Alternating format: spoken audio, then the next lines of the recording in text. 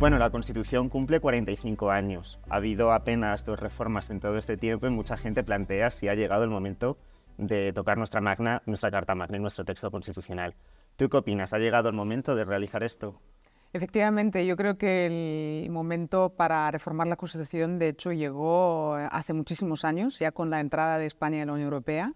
Tendríamos que haber hecho una reforma, adaptar a nuestra Constitución a la integración europea. Todavía no lo hemos hecho, así que esto lo tenemos pendiente. Pero por otra parte, y vemos que estamos teniendo muchísimos problemas con, digamos, nuestro sistema territorial, que es fuente de muchos problemas en España, porque tal y como está concebido el sistema territorial en la Constitución, ya no se adapta a la realidad y a los problemas que tenemos hoy en día.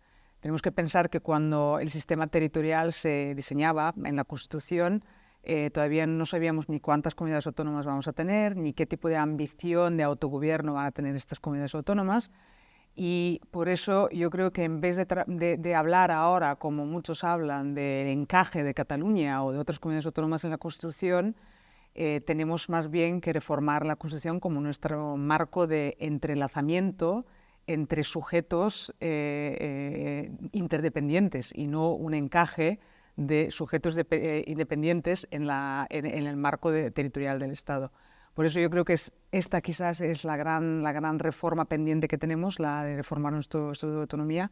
Y a mí me gustaría ahí ver simplemente una reforma como, por ejemplo, tenemos el sistema territorial en Alemania, donde tú tienes un listado, un catálogo de competencias exclusivas para el Estado y concurrentes para las comunidades autónomas, para realmente tener un sistema con una cierta seguridad jurídica, un sistema estable. Parece que nuestro debate público se encauza cada vez más hacia la máxima y el argumento de que los derechos son de los territorios y no de los ciudadanos. ¿Cómo puede esta propuesta, que está muy bien lanzada, rematar precisamente en esa idea de que nuestro marco constitucional tiene que asegurar que nuestros ciudadanos puedan tener acceso a los mismos servicios públicos, a los mismos derechos, incluso también a las mismas libertades civiles amparadas bajo un sistema jurídico garantista?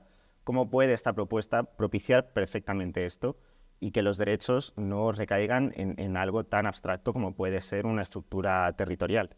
De hecho, si te fijas, la Constitución en su momento no sabía cuántas comunidades autónomas íbamos a tener, pero el artículo 153 ya decía que el sistema territorial que se acabe diseñando, ¿no?, a través de las ambiciones de autogobierno, los distintos estados de autonomía, etcétera, no pueden llegar a llevar a unos privilegios económicos o sociales. Esto ya lo tenemos en la Constitución.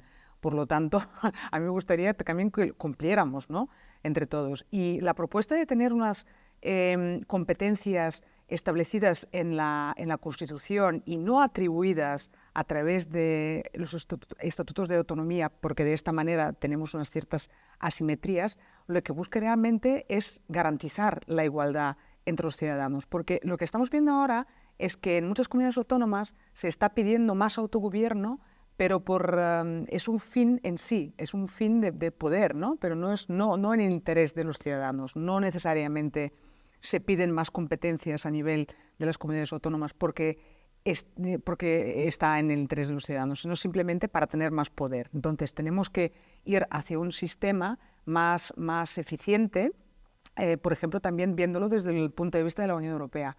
Lo que no es de recibo es que los mismos que están pidiendo que la Unión Europea tenga más competencias, por ejemplo, en sanidad o en armonizar, fiscalidad, ¿no?, impuestos, etcétera, los mismos después están a favor de una fragmentación brutal a nivel nacional en cuanto a políticas fiscales, de sanidad, de seguridad, etcétera. Entonces, tenemos que tener en cuenta a qué nivel nos interesa tener estas competencias y este tiene que ser el único interés. Y, en cambio, lo que sí tenemos que hacer es que las comunidades autónomas participen en la toma de decisión a nivel estatal, pero también tendríamos que, para esto, también reformar el Senado y de esta manera asegurarnos que realmente lo único que todos tengamos en cuenta son los intereses de los ciudadanos. Esto es una gran incoherencia, como bien estás reflejando.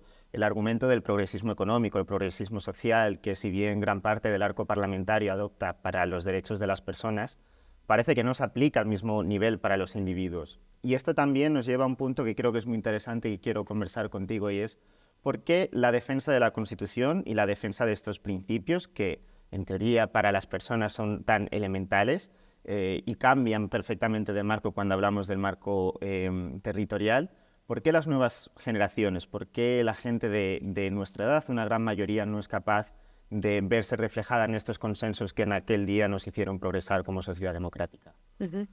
Yo creo que en esto es casi normal e inevitable que cuando la gente pues, no ha pasado por este tipo de tiempos convulsivos, ¿no? Cuando realmente se necesitaban grandes acuerdos, pues acaba de olvidarse un poco de la necesidad precisamente de poner a las personas en el centro y de hacer políticas con mayúscula, ¿no? Y no simplemente por el interés particular de ciertas élites políticas. Y por otra parte, lo que estamos viendo es que muchas fuerzas políticas en nuestro país, también fuera de España, pues están jugando muchísimo al identitarismo, ¿no? O sea, en este sentido de decir, pues básicamente estamos hablando solamente de identidades, ¿no? Identidades de género, identidades también de orientación sexual, identidad simplemente por la residencia en una comunidad autónoma u otra.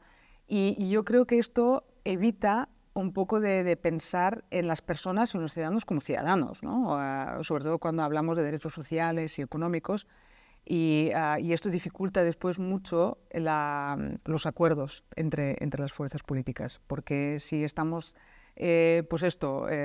hablando solamente de ciertas identidades, además de territorios, ¿no? Los territorios no tienen derechos, obviamente, pero yo creo que es muy cómodo para ciertas fuerzas políticas de meter a las personas en distintos cajones, porque de esta manera es más fácil de gestionar votos, supongo. Hablamos precisamente de derechos sociales y económicos, y esta puede ser una de las respuestas a por qué hay cierto desarraigo entre la juventud, que en algunas ocasiones escoge los extremos políticos y el populismo como respuesta a las soluciones. Es una evidencia que España ha atravesado unos momentos de gran dificultad económica desde la crisis del 2008, la crisis del COVID, la guerra. El proceso de convergencia con Europa parece que se ha detenido en los últimos 15 años y por primera vez nos estamos viendo una situación en la que nuestra generación podría vivir peor que la generación de nuestros padres. ¿Qué reformas puede catalizarse desde el marco constitucional para poder dar respuesta a un problema que potencialmente puede volverse político y una amenaza para los principios de una sociedad liberal y democrática?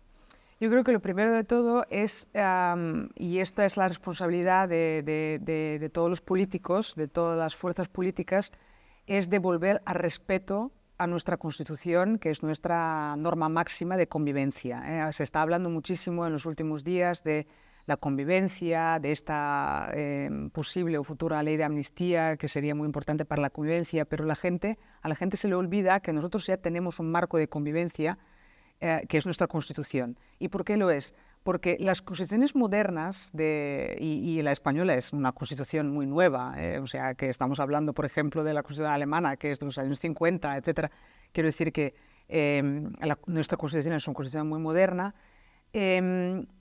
Digamos, este tipo de constituciones facilitan la convivencia porque tienen un equilibrio dentro entre derechos muy importante. Y lo hemos conseguido con nuestra Constitución. O sea, tenemos muchísimos derechos de nueva generación, como incluso derechos más en el ámbito digital, etcétera, que se podría adaptar a los nuevos tiempos. Pero la Constitución nos da un marco bastante serio en este sentido.